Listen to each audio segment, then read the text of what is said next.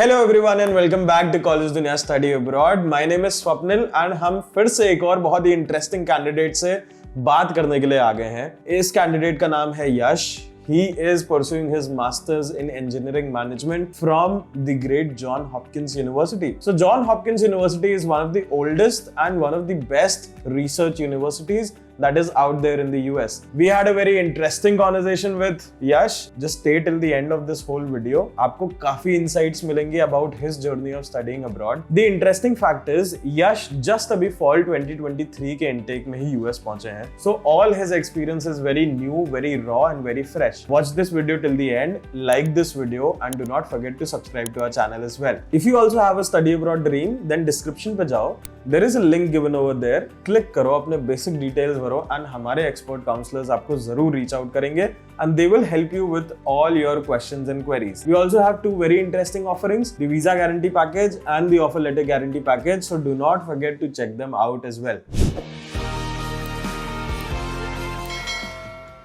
Hi everybody, I'm Yash.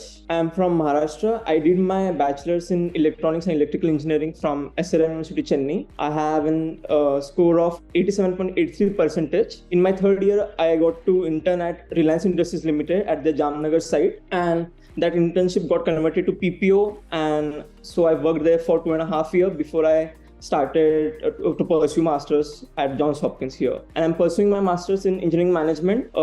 My TOEFL score was 103 and my GRE was 311. Perfect, Yash. That's awesome. There is a very interesting thing which is Yash just अभी fall 2023 के intake में US पहुंचे हैं. So Yash, how does it feel? Just अभी तुम्हें 1-1.5 महीना हुआ है US पहुंचे हुए. How is US treating you so far? पहले 2 हफ्ते काफी ज्यादा वो था कि मतलब इस कल्चर को ये करना था, अडेप्ट करना था. इंडिया से आया था फैमिली से दूर, लेकिन हाँ, like it's been 1.5 months now and I am settling down. It's good.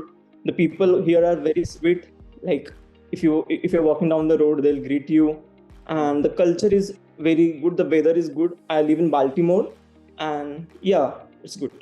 So Yash, we'll come to where you're living and how you're putting up later in this conversation. But I want to understand once you decided कि ठीक है मुझे अब US में पढ़ाई करनी है, कौन-कौन सी यूनिवर्सिटीज तुमने अपने लिए शॉर्टलिस्ट करी थी, कहाँ पे अप्लाई करा, कहाँ से एक्सेप्ट्स एंड रिजेक्ट्स आए? So I was very clear that I wanted to go to some top universities. तो मैंने अप्लाई भी बस उन्हीं यूनिवर्सिटीज में किया था. हाँ, अल्दो एक सेफ साइड में रहने के लिए मैंने like ambitious universities, target universities और सेफ यूनिवर्सिटीज जैसे 3 सेक्शंस में अप्लाई किया. तो I applied for Purdue, Dartmouth, Duke, Northeastern and NCSU. I got admit from 4 universities. I got reject from 2. I got reject from Dartmouth and Purdue. अच्छा. Yes. बाकी सारी universities से तुम्हें accept आए थे? Yes. I got a scholarship from NCSU, but अच्छा. I chose Johns Hopkins over that. Okay, perfect. What do you think? Why did Purdue and Dartmouth rejected you? क्या reason दिया तुमने? I guess Purdue had a very diverse group and they wanted someone. So in my SOP, I wrote about going into consulting and product management. But I guess Purdue wants someone to be in manufacturing. Like this is my assumption. I'm not sure about that because I saw people with similar profile as mine, but their intent in the SOP was going towards manufacturing, and they really got into that. And about Dartmouth is highly competitive, and yeah, you know, they want academics good, they want your GRE score high, they want your TOEFL high. So yeah. What was your GRE score and what was your TOEFL score? Okay, so my TOEFL score was 103 and my GRE was 613. 613 in quants and 148 in verbal, that is 311. 311. 613 in quant. Yes. Okay, perfect. So let's say now that we won't go back a very long time. ऐसा बहुत पीछे नहीं जाते हैं तुम्हारी timeline में. But let's say तुम्हारे exams वगैरह हो गए, तुम्हें अपने कॉलेजेस का पता लग गया है कहाँ से एक्सेप्ट्स आए हैं, कहाँ से रिजेक्ट आए हैं. Firstly I want to ask you, John Hopkins University क्यों चूज करी एंड ये प्रोग्राम तुम्हें जॉन हॉपकिंस से ही क्यों परस्यू करना? Okay, तो like the first of all why I chose John Hopkins is because उसका जो reputation है Johns Hopkins का काफी अच्छा है. It is a research based institute. It's in top 10 universities in US, and the network of Johns Hopkins students is very diverse. With that saying, why engineering management at Johns Hopkins is because Johns Hopkins का जो engineering management है वो actually मैंने ये seniors से जाना था choose करने से पहले, डिसाइड करने से पहले कि यहाँ पे मैनेजमेंट कोर्सेज तो है ही, लेकिन टेक्निकल कोर्सेज जो इंजीनियरिंग टेक्निकल कोर्सेज है उसके ऊपर भी उतना ही फोकस करते हैं। तो यहाँ पे अलग अलग ट्रैक्स होते हैं, जैसे स्मार्ट प्रोडक्ट हो जाए, एनर्जी हो जाए, कंप्यूटर साइंस, मैकेनिकल, एनवायरमेंटल। तो I was specifically very interested towards energy track, और मुझे मेरी इंजीनियरिंग को छोड़ना नहीं था, मुझे उसको साथ में लेके कुछ मैनेजमेंट पोस्ट पे आगे बढ़ना था। और ये जो कोर्स था जॉन्स हॉपकिंस का, वो स्पेसिफिकली बहुत ज्यादा ऐसा था कि we want you be in your technicals and you build on your management skills here on, that's it. तो मुझे इंजीनियरिंग को साथ में रख के मैं मैनेजमेंट की तरफ बढ़ सकता हूँ। Awesome. That's really a good answer. Why did you not go to other universities जहाँ से accept आए थे? उनके बारे में कुछ बताओ। All of the universities were good, but like I personally chose Johns Hopkins because of their technical tracks specifically, and also अब जैसे NU जाओगे तो वहाँ का cohort size थोड़ा ज़्यादा है, ड्यूक का cohort size ज़्यादा है, and NCSU is relatively newer university as compared to बाकी के programs, और Johns Hopkins is a part of MEMPC cohort, जो उनका एक क्लब है जहाँ पे 8 MEM कॉलेजेस साथ में मिलके कोर्स डिसाइड करते हैं, जो भी होता है। And also yeah, the ranking of Johns Hopkins really mattered. Of course. It's a good thing that you mentioned Johns Hopkins is a good research-based university. And my question to you would be, what do you think, कितना capital, कितने funds research के लिए Johns Hopkins को मिलते हैं? And across तुम्हारे programme पे वो कितना रिसर्च के फंड्स यूज कर रहा है? ओके, तो मेरा जो कोर्स है वो ज़्यादा रिसर्च ओरिएंटेड है नहीं, तो आई एम नॉट श्योर कि particularly masters in engineering management को कितना रिसर्च में फंडिंग्स मिलता है, और लार्जर पिक्चर जॉन्स हॉपकिंस को कितना मिलता है, I know it's in billions, but I am not sure about the exact amount. John Hopkins कर क्या रहा है इतने सारे $1 billion का? क्या रिसर्च चल रही है? Do you have any idea about it? या so Johns Hopkins is a very diverse university.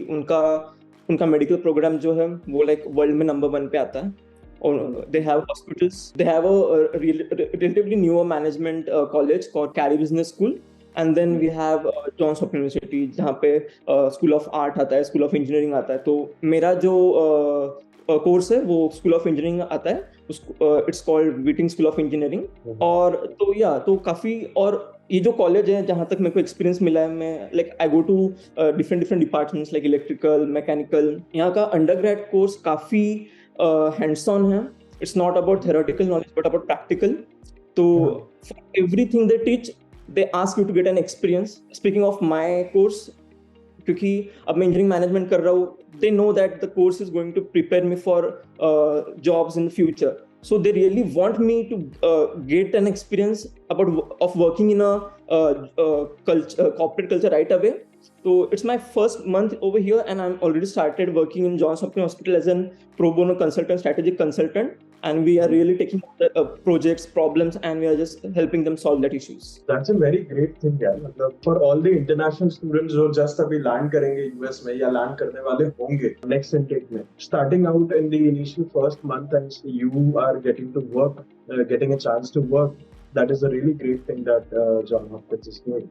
Perfect. Because we are talking about your university and how you decided to, pin this university for yourself, I want to ask, जब तुम्हें Johns Hopkins का acceptance letter मिला होगा, what was your first reaction? How did your family react? Okay, so मैंने बस 3 college को apply किया था स्टार्टिंग में, फर्स्ट राउंड 1 में, that were Duke, Dartmouth and Purdue. I got rejects from 2 and Duke was waitlisted, so now I have to apply to few other colleges, and then I applied to NCSU, NEU and Johns Hopkins. So I got an interview call from Johns Hopkins on 23rd saying my interview will be on 27th of March. So I gave the interview at 7:30 in the evening Indian time, and by 9:30 I had an admit.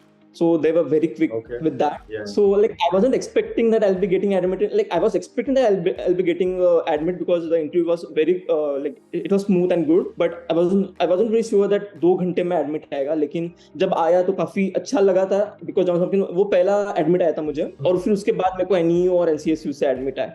लेकिन हाँ, पहला admit हमेशा अच्छा feel होता है. Good, that's very good. I want to ask, interview में तुम्हारे से क्या conversation हो रहा था? What were the questions that you were being asked in the interview, and who was taking this interview? One thing I liked about Johns Hopkins interview was वो interview लगा ही नहीं, वो काफी एक कॉन्वर्जेशन लग रहा था, तो हमारे जो प्रोग्राम डायरेक्टर है यहाँ पे, तो उन्होंने मेरा इंटरव्यू लिया था वहाँ पे। तो उन्होंने बस यही पूछा था कि पहले बैकग्राउंड बताया कि इंटरव्यू में होने क्या वाला है।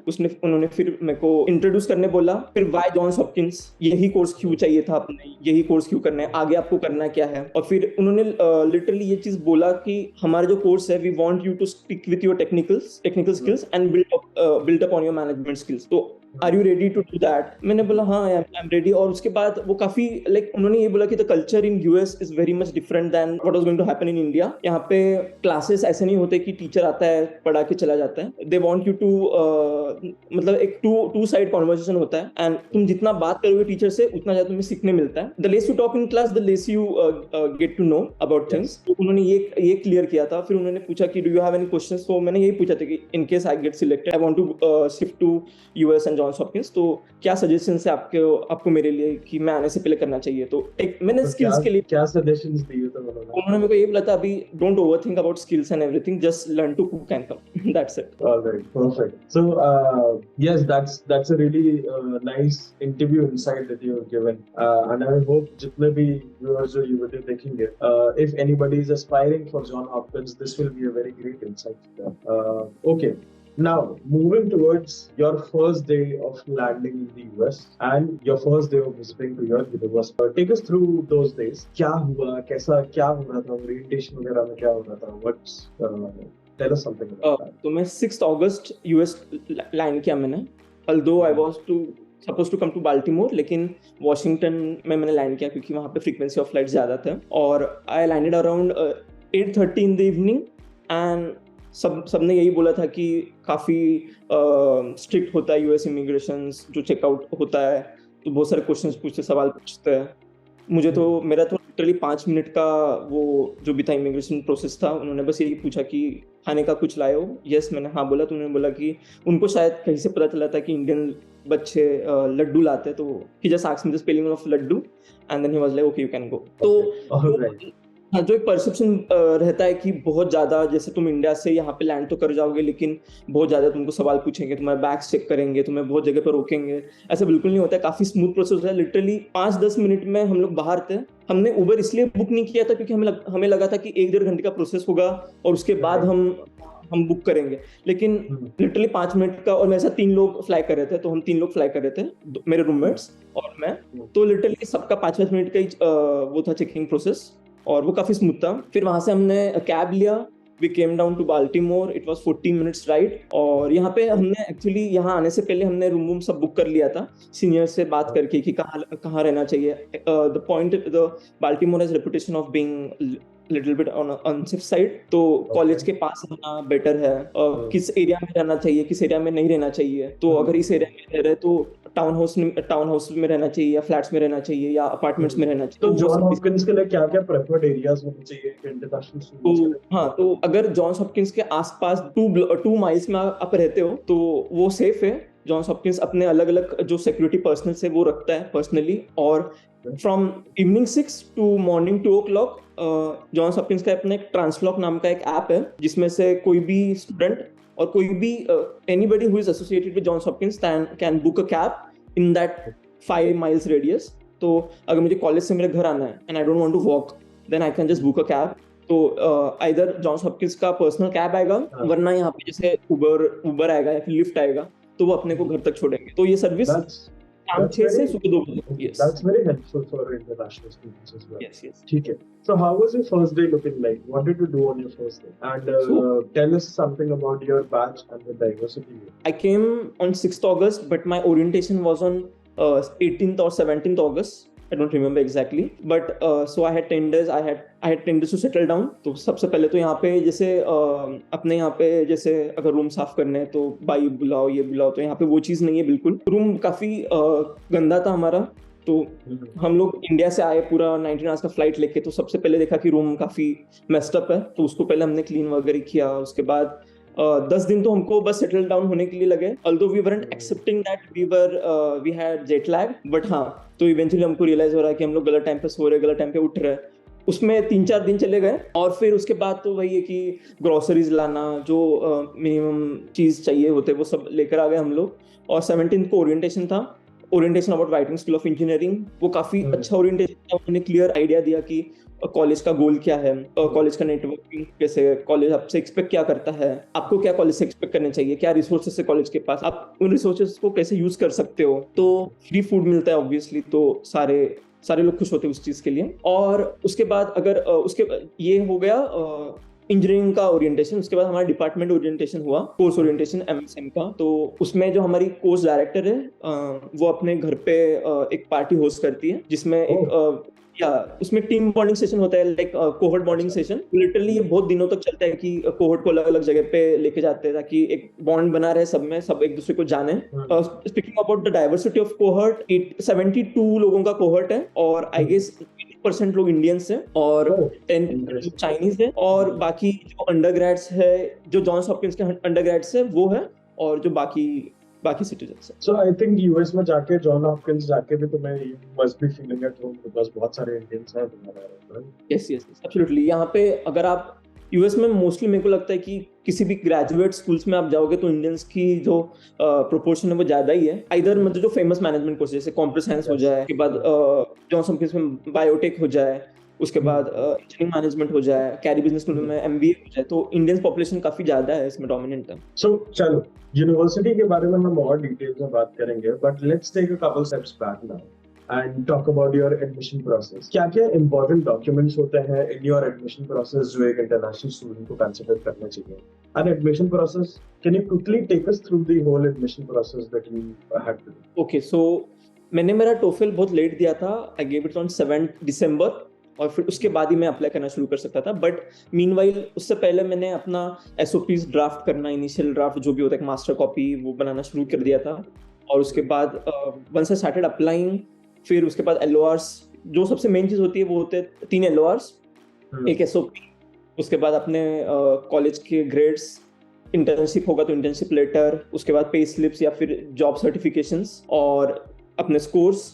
तो यही चीज होता है जो बेसिकली हर कॉलेज का एक ही मतलब जो इंटरफेस होता है सेम ही होता है, उसी इंटरफेस के सब चलते हैं। तो ये सारे डॉक्यूमेंट्स इकट्ठा करने में वो ऑलमोस्ट कितना टाइम लग जाता है? बिकॉज़ ट्रांसक्रिप्ट्स वगैरह भी लेनी है कॉलेज से, राइट? तो ट्रांसक्रिप्ट अभी SRM तो उनका काफी एक स्मूथ प्रोसेस था। हमें बस ऑनलाइन अप्लाई करना होता है कि ऐसे ट्रांसक्रिप्ट से मेरे को 3 ट्रांसक्रिप्ट चाहिए, 4 चाहिए, तो उसके हिसाब से वो 7 डेज में डिलीवर कर देते हैं। तो वो मेरे कॉलेज ने स्पेसिफिकली जॉन्स हॉपकिंस ने ट्रांसक्रिप्ट हमें भेजने के लिए बोला नहीं था, तो मैंने अभी तक ट्रांसक्रिप्ट नहीं दिया अपना। तो जब वो मांगेंगे तो फिजिकल कॉपी देनी है उन्हें। अच्छा, व्हाट एल्स? तो मुझे लगता है कि एसओपी होता है, क्योंकि वही उसी में तुम्हें कन्विंस करना है कि कॉलेज को कि how you are different and why do you want to like do that course in that university. Right. So I guess everybody has to be very mindful about their SOPs. You have to be very honest and you have to articulate everything very well. Did you also check by any chance तुमने क्या अपने John Hopkins का US visa success rate देखा था क्या? कि कितना success? नहीं, मैंने ये देखा नहीं था, लेकिन मैंने सुना था बहुत लोगों से कि जॉन्स हॉपकिंस हो जाए या फिर जो भी थोड़ा टॉप यूनिवर्सिटीज हो जाए क्यूएस रैंकिंग के हिसाब से, उनको ज्यादा प्रॉब्लम्स आते नहीं है अनलेस एंड अनटिल उनको बहुत ज्यादा डाउट आ जाता है आप पे। तो मैंने तो पूरा फाइल भर के लिटरली मिनिमम 1 kg का फाइल होगा, जिसमें मेरे अलग अलग फाइनेंशियल डॉक्यूमेंट्स, मेरा I-20 visa form, fees receipts, मेरा इंटर्नशिप, मेरे ट्रांसक्रिप्ट्स में सब कुछ ले गया था। किसी का भी जरूरत नहीं लगा, बस मेरा I-20 और मेरे पासपोर्ट से काम हो गया था। तो हाँ, लेकिन मैंने देखा मेरे सामने या मेरे पीछे जो लोग खड़े थे, काफी लोगों को ग्रिल भी कर रहे थे। मेरा जैसे लिटरली 2 या 3 मिनट में सारा प्रोसेस, 2 या 3 मिनट में, ज्यादा बोल रहा हूँ, 1 मिनट में सारा प्रोसेस हो गया था। बहुत लोगों को 2-3 मिनट तक क्वेश्चन पूछा गया था, बहुत डॉक्यूमेंट्स उनसे पूछे गए थे, उसके बाद भी उनको रिजेक्ट किया गया था।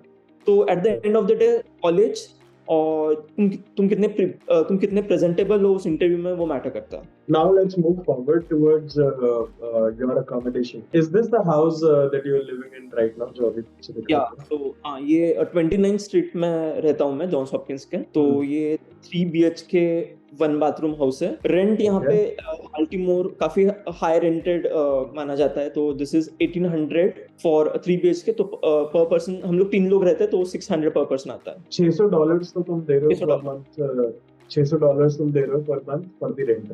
What about the other expenses as well? बाकी एक्सपेंसेस एक महीने के बताना। So while coming to US, तीनों रूममेट्स ने हमने लाइक लिटरली 23 केजीज के सारे ग्रोसरीज लेके आए थे हम लोग। तो वी वर श्योर कि यहाँ पे मिलेगा नहीं मिलेगा, तो इसलिए हम लोग को अभी ग्रोसरीज में ज्यादा खर्चा नहीं लग रहा है। तो हमारा जो मेजर चंक है वो अभी बस रेंट में लग रहा है। लिटरली मैंने यही सुना था लोगों से कि आगे का भी $200-300 लगता है। टू बी ऑनेस्ट मेरे को लाइक फर्स्ट महीने का अगर आप छोड़ दोगे, क्योंकि उसमें आपको लाइक मैट्रेस लेना पड़ता है, आपको अलग अलग जो भी फर्नीचर चाहिए वो लेना पड़ता है, यूटेंसिल्स जो भी यूटिलिटीज होते हैं वो लेने पड़ते हैं। तो इसलिए फर्स्ट मंथ का $250 के आसपास था, including everything, not the rent. और इस महीना अभी तक like it's 15 days and I haven't even spent $50 on the grocery. That is because we had groceries. हाँ, लेकिन अगर वो groceries नहीं होते तो फिर थोड़ा महंगा हो जाता है, लेकिन I don't think $100 से ज्यादा लगने वाला है पर महीना। तो जो मेजर चंक है वो आपका रेंट ही खा जाता है। ठीक है, रेंट हो गया, ग्रोसरी हो गया, what other miscellaneous खर्चे तुम एक्सपेक्ट कर रहे हो अपने? जैसे बाकी यूनिवर्सिटीज का मैंने सुना है कि कैब्स में बहुत पैसा लग जाता है ट्रैवल के लिए।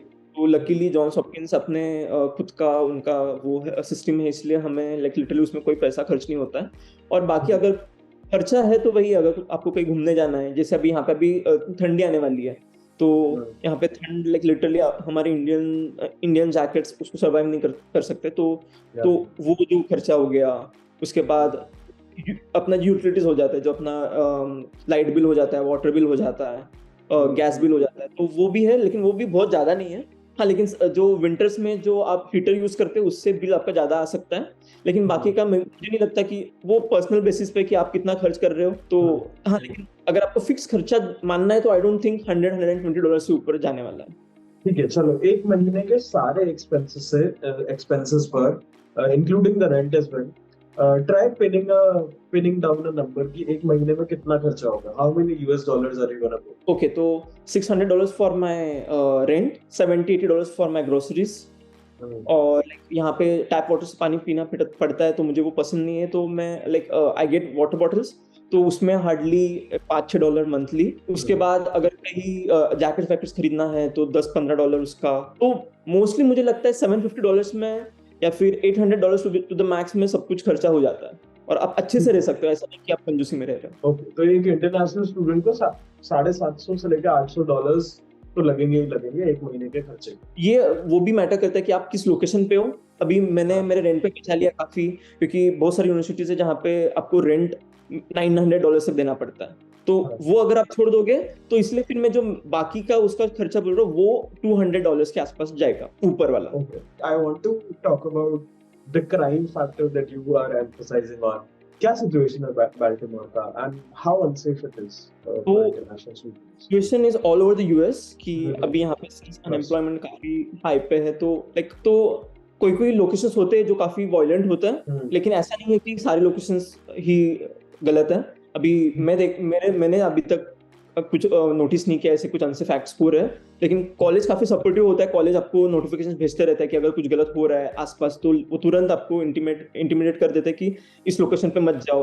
वो फर्स्ट डे ऑफ ओरिएंटेशन जब होता है आपको बता भी देते हैं कि this is the radius you need to be inside if you want to be safe. और अगर उसके बाहर भी जाना है then talk to the college guys. अगर उनके पास अवेलेबिलिटी होती है तो वो अपने लोगों को आपके साथ भेजते हैं, अगर बहुत ज्यादा नेसेसरी आपका उस जगह पे जाना। लेकिन हाँ, सेफ तो कोई भी सिटी नहीं होता है, लेकिन आपको आइडेंटिफाई करना पड़ता है कि उस पे सेफ लोकेशंस क्या है। मोस्टली कैंपस के पास अगर आप रहते हो तो वो सेफ ही होता है। Alright. And what do you think, तुम्हें आगे चल के टैप वाटर से पानी पीने की आदत लगेगी या तुम बॉटल्स ही खरीदोगे?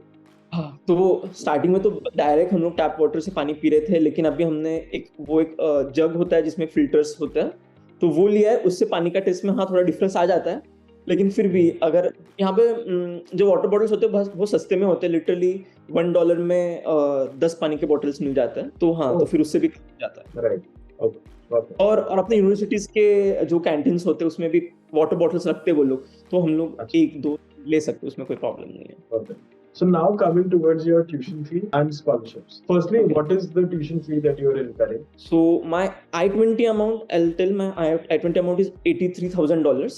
Johns Hopkins थोड़ा higher end में आता है, थोड़ा फीस ज्यादा है उसका, लेकिन जो academic फीस है वो है around $54,000 to $60,000. तो वो actually कभी-कभी कभी 54,000 हो जाता है, कभी कभी लाइक 60,000 तक हो जाता है। अच्छा। और इसमें $2,000 हमें देने पड़ते हैं इमर्जन प्रोग्राम। जॉन्स हॉपकिंस अपने जो कोहर्ट है उनको अलग अलग कंट्रीज लेके जाता है, जैसे इजराइल हो जाए, लंदन हो जाए, उसके बाद पोर्तुगल है, स्पेन है। तो यहाँ पे हमें प्रोजेक्ट्स लेके जाते हैं, तो उसका $2,000 एक्स्ट्रा देना पड़ता है। मेडिकल इंश्योरेंस का $2,000। हाँ, तो ये जो है एकेडमिक फीस है।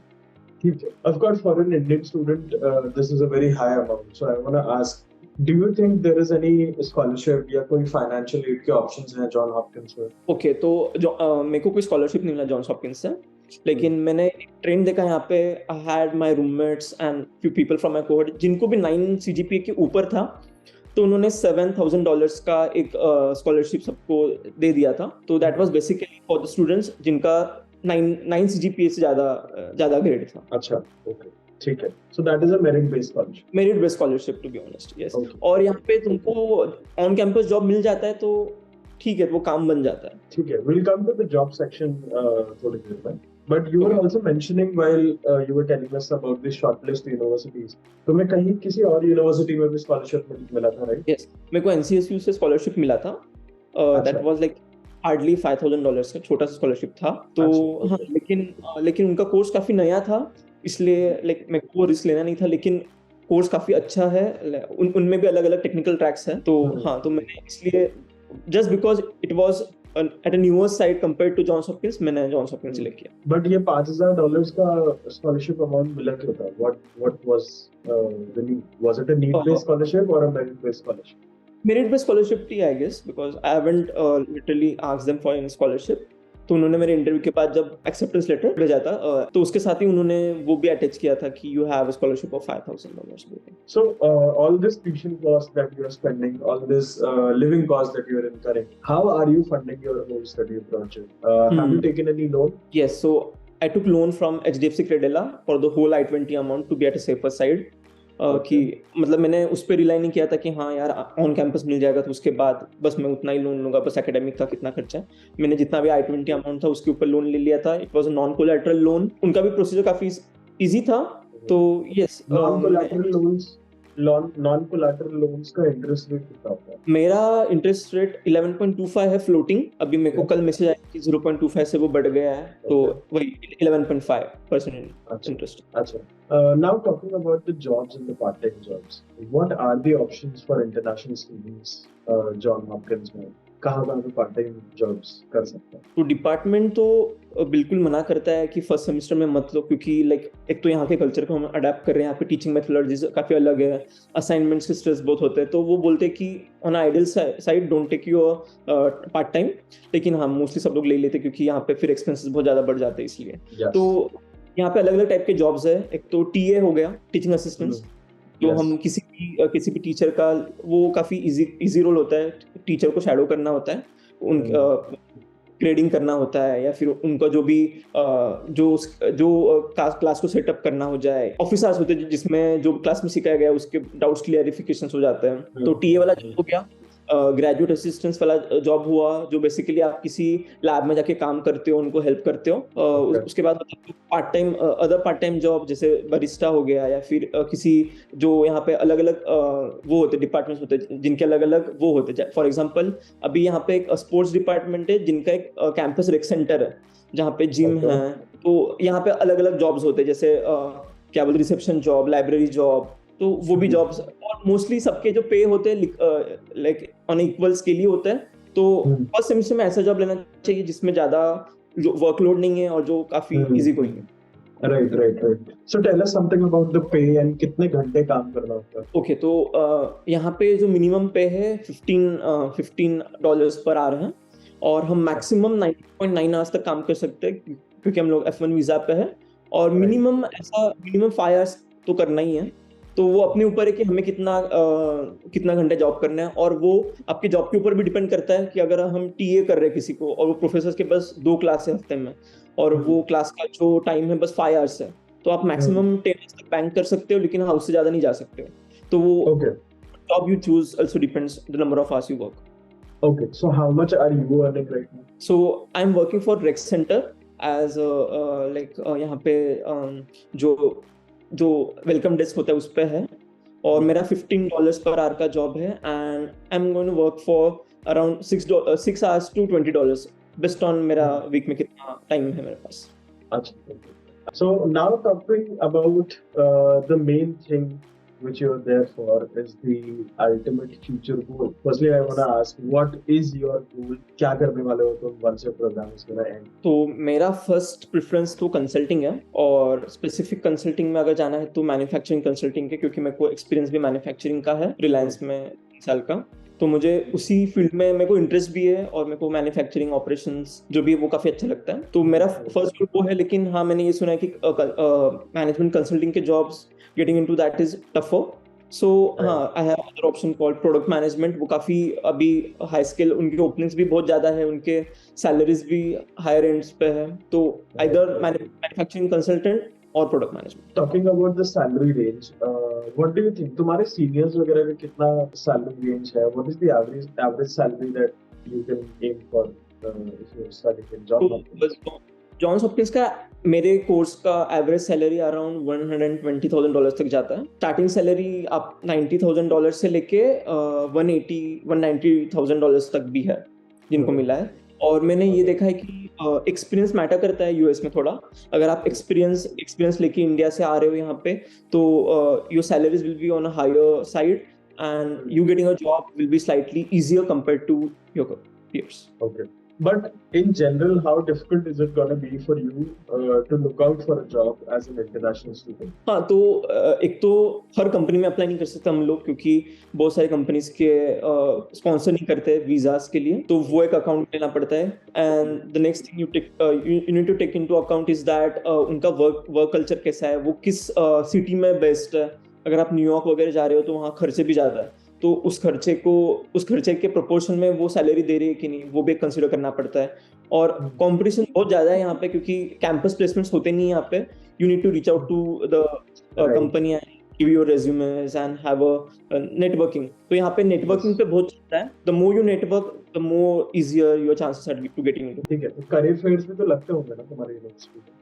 हाँ, तो करियर फेयर्स है, और करियर फेयर्स जॉन्स हॉपकिंस साल में 2 बार रखता है. अलग अलग कंपनीज आते हैं, लेकिन फिर ये भी टेकन इनटू अकाउंट लेना पड़ता है कि बहुत ज्यादा लोग रहते हैं उसमें, और to make an impression in front of the company guy is very difficult there. But then हाँ, you get their contacts, you get the openings, companies में क्या क्या ओपनिंग्स है. और हर कॉलेज का अपना एक वेबसाइट होता है जिसमें वो जो भी लिस्टिंग्स होता है ओपनिंग्स के वो रखते हैं. और हाँ, तो करियर फेयर्स हेल्प करते हैं to reach out the person if you want to after the career fair. But yes, but if you are very good at networking, then you go and make an impression over there, you might get a chance. Okay. So I think we are coming to an end in this phone conversation now. But खत्म करने से पहले एक छोटा सा rapid fire round खेलते हैं यश. ठीक है. So I'll ask a couple of questions. I want you to be very rapid and very quick in your answers. And Okay. Yes, are you ready? Yes. Okay. The first question is, what is a pro and a con about studying at Johns Hopkins? Okay, so pro is that I study at a reputed college like Johns Hopkins. Con is that the course load is very high, like literally in a week, like I don't even get 2 or 3 hours to chill. Okay, So that is perfect. All right. Second question, do you have a favorite spot at Johns Hopkins where you can hang out with you? यहाँ पे एक बीच बोल के एक चीज को बोलते हैं. इट्स बेसिकली गार्डन, लेकिन उसका नाम द बीच है. तो जॉन का कहना ऐसा है कि आप वहां बैठते हो और आंख बंद करते हो, तो सामने से जो गाड़ियां जा रही है वो आपको लगेगा कि वो वेव्स की तरह साउंड करते हैं. ऐसा बिल्कुल होता नहीं, लेकिन हाँ, वो काफी अच्छा स्पॉट है, काफी like we enjoy sitting over there.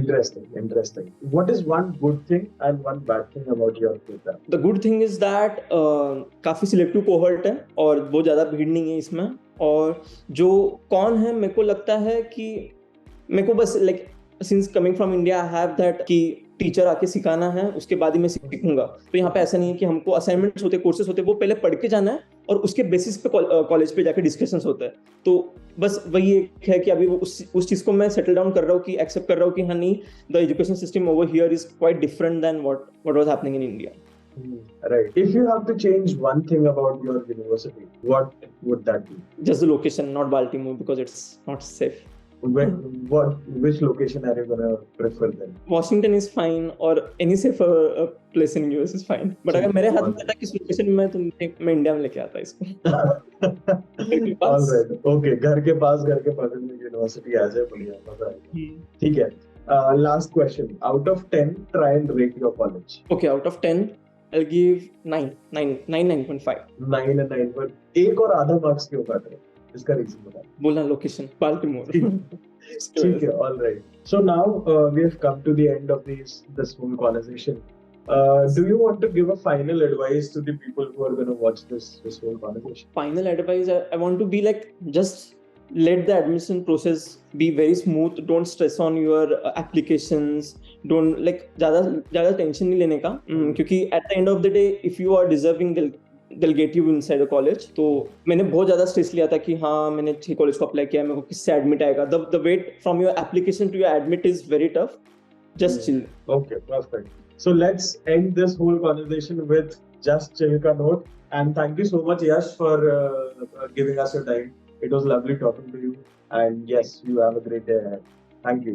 Stay safe. So this was everything about Yash and उनकी journey of studying in the US. I hope आपको ये वीडियो पसंद आया हो and I hope आपको काफ़ी information, काफ़ी अच्छी and काफ़ी relevant information मिली होगी that could help you decide whether you need to choose Johns Hopkins or not. Like this video and do not forget to subscribe to our channel.